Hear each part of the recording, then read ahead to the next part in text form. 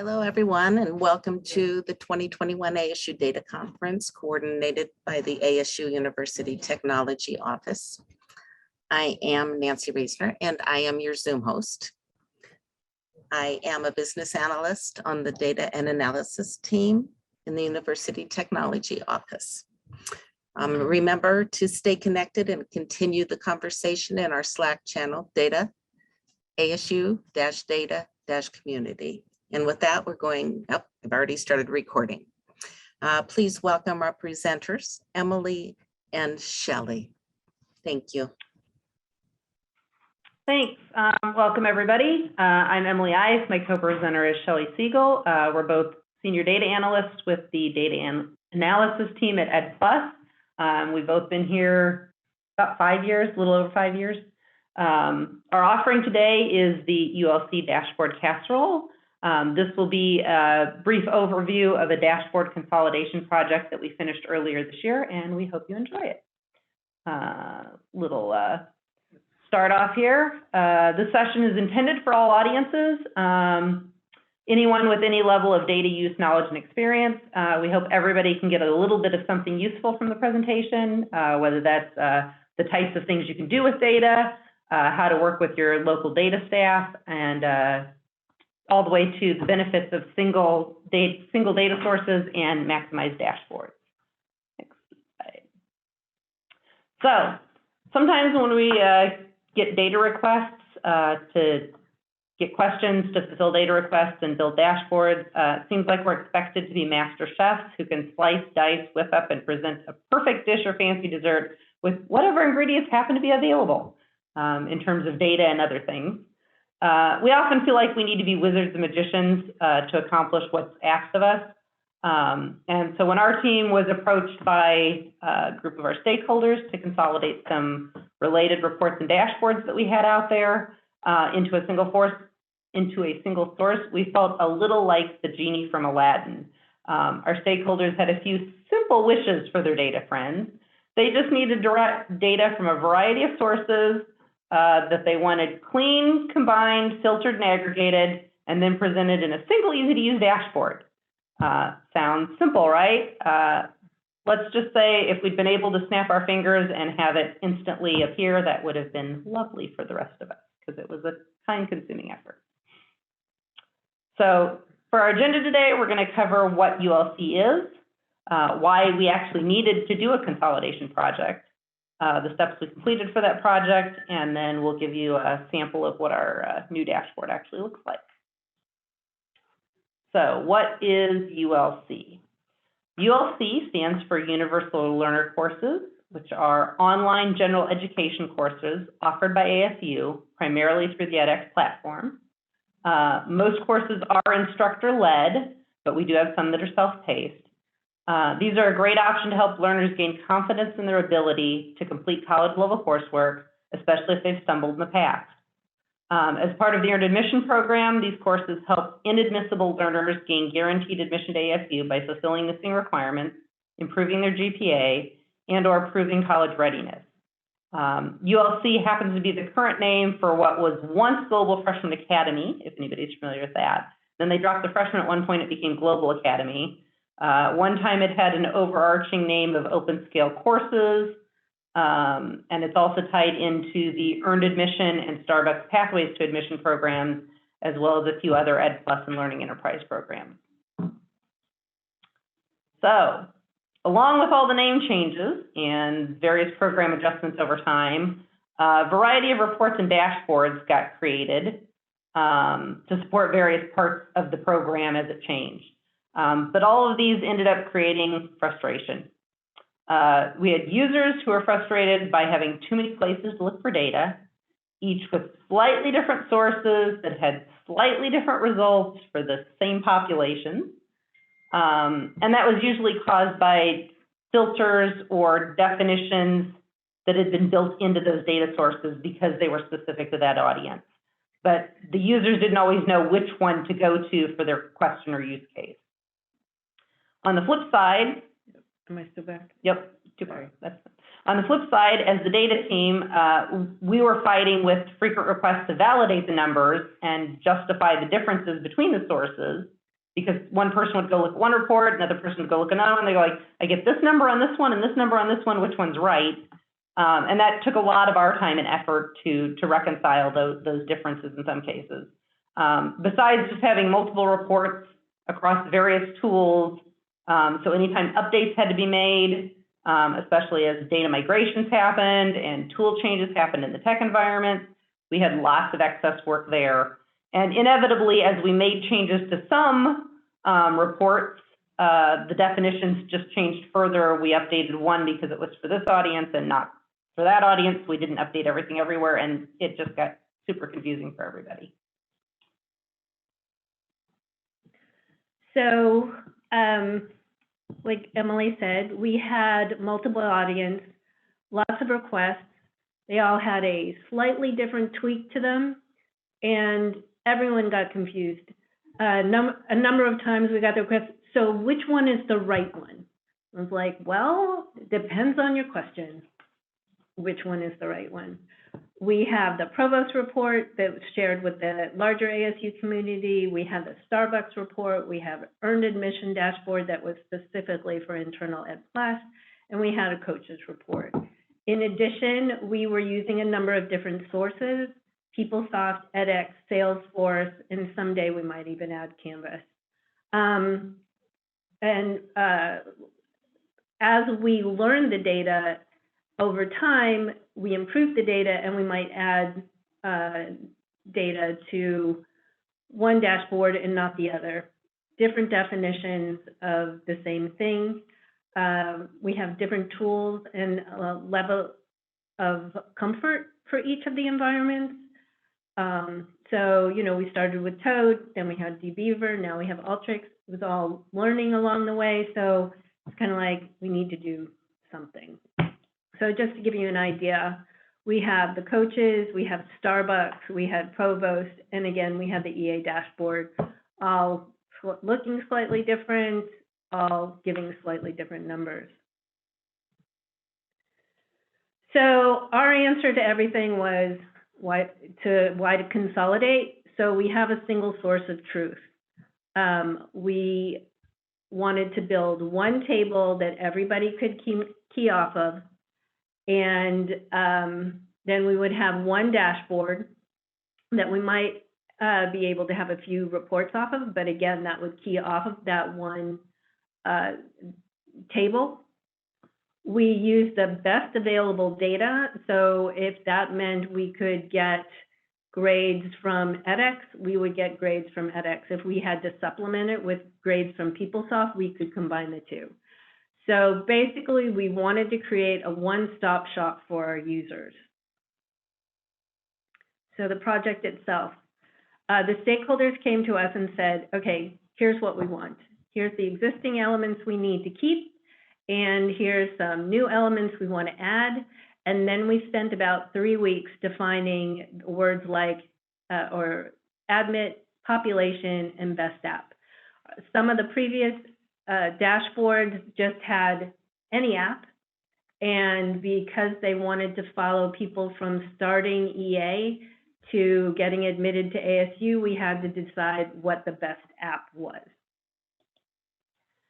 So this is just an example of the sheet that we started with. Our stakeholders came and said, we love these, get rid of this, add this, divide by 12, multiply by 6, and eventually you get a dashboard.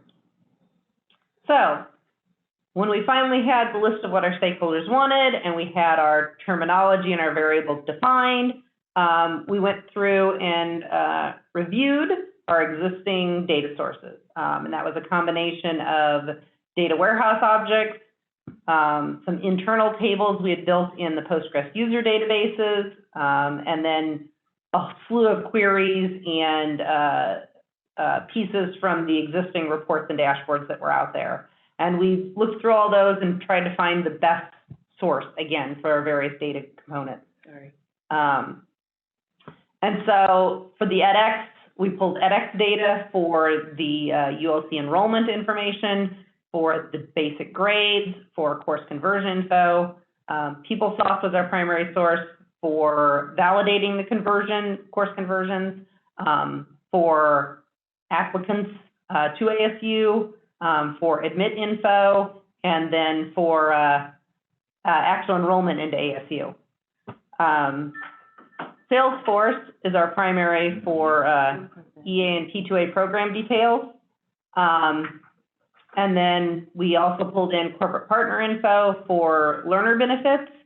We have some corporate partner collaborations where employees with Starbucks or with Uber can have either their course validation and or their conversion fees paid for if they meet criteria within their employment.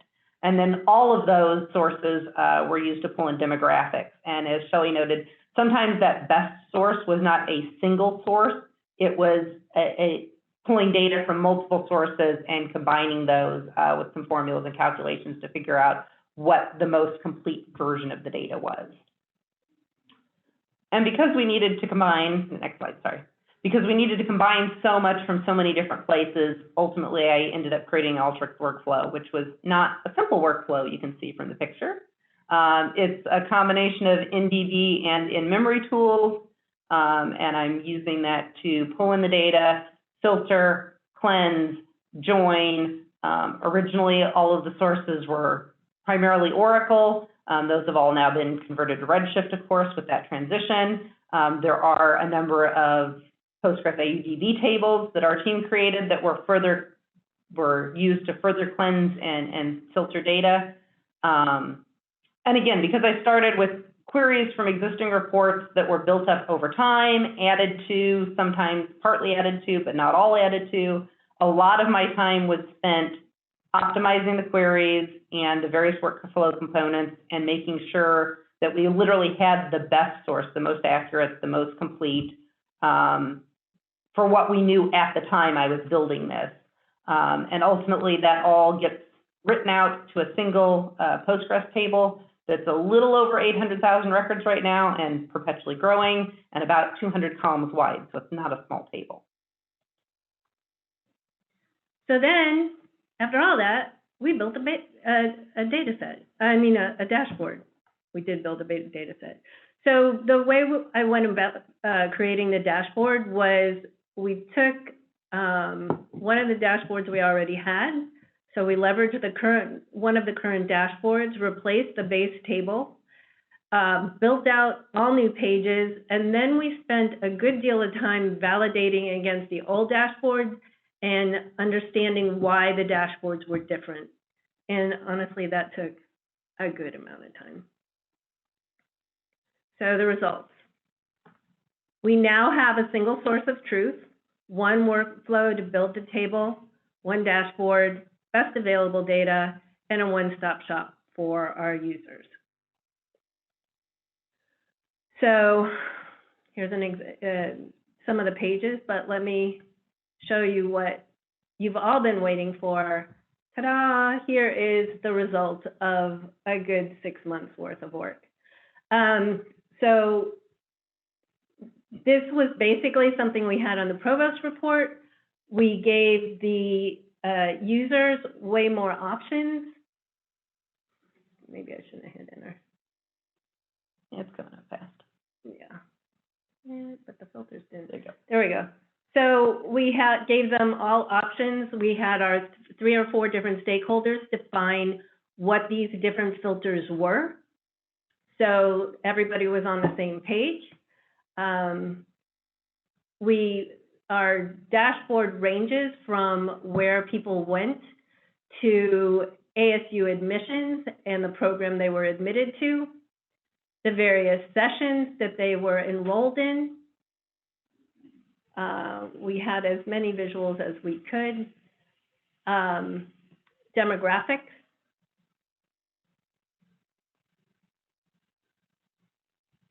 As well as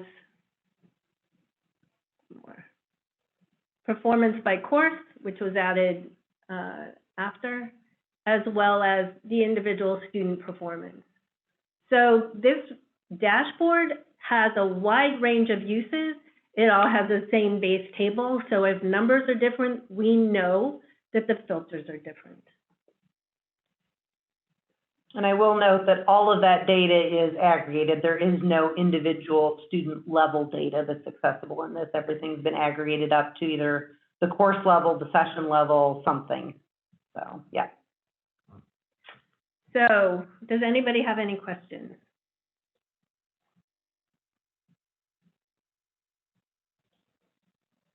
Does anybody have a good joke? So did you mention, how long did it take to, how long to create that single data source? Because it just blows my mind just looking at the visual of that. And The how many data people source- worked on that? Yeah, to build into one data source? And how many The people data worked on source- it? Yeah, the data source itself was primarily me, unfortunately. And to be honest with you, that data source has been built up over the almost 6 years I've been at Ed Plus. I pretty much came in the door and started working with edX data, and what ultimately became the single source for this dashboard, to sit behind this dashboard, was the breadth of my experience in working with this data at Ed Plus. But yeah, pulling in the edX data, as I say, I had the reports that we started building from that we were actually consolidating. There was a large single SQL query that underlied primarily that provost report that we showed you, and some of the coaches' details that were in there as well. And so that was the starting place for it. And I just kept refining and tweaking, consolidating. But I essentially started with that one SQL query that had been built up over several years and put that into Alteryx. And then started adjusting from there, adding in different things, pulling in data from different sources, pulling in better data, pulling out, tweaking things that had been done one way and doing it the better way based on what we now knew. But the whole dashboard project itself, I mean, even that piece took a good month or so to get everything reconfigured. And then we were still tweaking it as we started building the dashboard. We'd find something, or we'd go to stakeholders and go, this is what we're going to do. And they'd be like, oh, but can you add this? Can we put this in? I'd be like, okay, let's add that into the data set. So yeah, time consuming, and the dashboard build itself was fairly complicated and time consuming also. Which was also another, could you add? So it wasn't just our stakeholders. Diana, inspirational. Yeah, thank you. It looks like Diana had a question. She asked where the table is. It's in Postgres. It's in the Postgres user databases. I don't think that's accessible to anybody yet because we primarily use it for our internal purposes. If you had interest, we might be able to put it in our enterprise schema if you just wanted to have a quick look at some things for some reason. And it may eventually end up in the data warehouse, but it's not there yet. We're maybe looking at doing that sometime next year.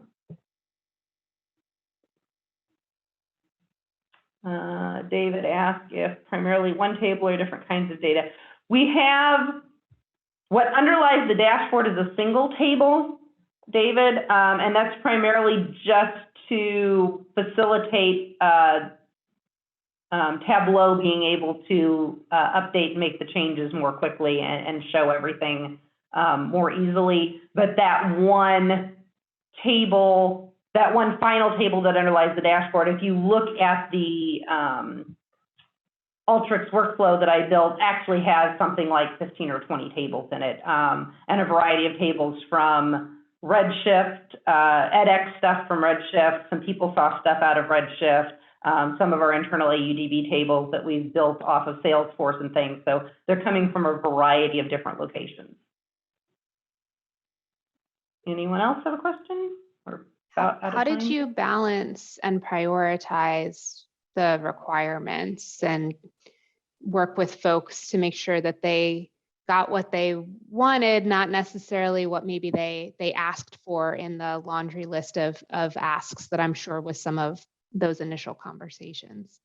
We met with them every other week for about 6 months. 6 months. So, the definition of admit was at least like 2 months in figuring out, because admit from EA is different from admit from ASU. We have, and on the data itself, we have like 4 definitions of admit. So you have to know what you're looking for. but the stakeholders were very engaged. They really wanted this one-stop shop, so they were willing to do whatever it took. So engagement was key. And the stakeholders we were working with specifically know their data. They knew what they wanted, and we've worked with them closely in the past to build out these other things. So we really had, a best chance effort in this. It wasn't like we just had some random person coming like, we'd really like a dashboard. It's like, no, they knew what they wanted. So that was one benefit. They actually came to us and said, can we consolidate all this stuff? So, yeah. That's nice. So you weren't in the position of having to convince folks that this was the right thing to do. They were on board from the start. They were That's like, great. hey, we want you to do this, and this is what we want. Yep. And then we had to, like I said, we needed to discuss the different definitions. Yeah. Like, what is the best app? What does it mean? And what populations are you really looking for? So I have up here our mission statement, which you'll notice has snack in it because we have a lot of food. So that's also part of our definition. Yeah, if you ever make it up to Sky Song for anything, we're on the second floor, building 3. Stop by, you'll probably find snacks in our area. So thanks for stopping by. Yep. Back to you, Nancy. Oh, thank you. Thank you to our presenters, Emily and Shelley. It was a great presentation. And thank you all for joining us.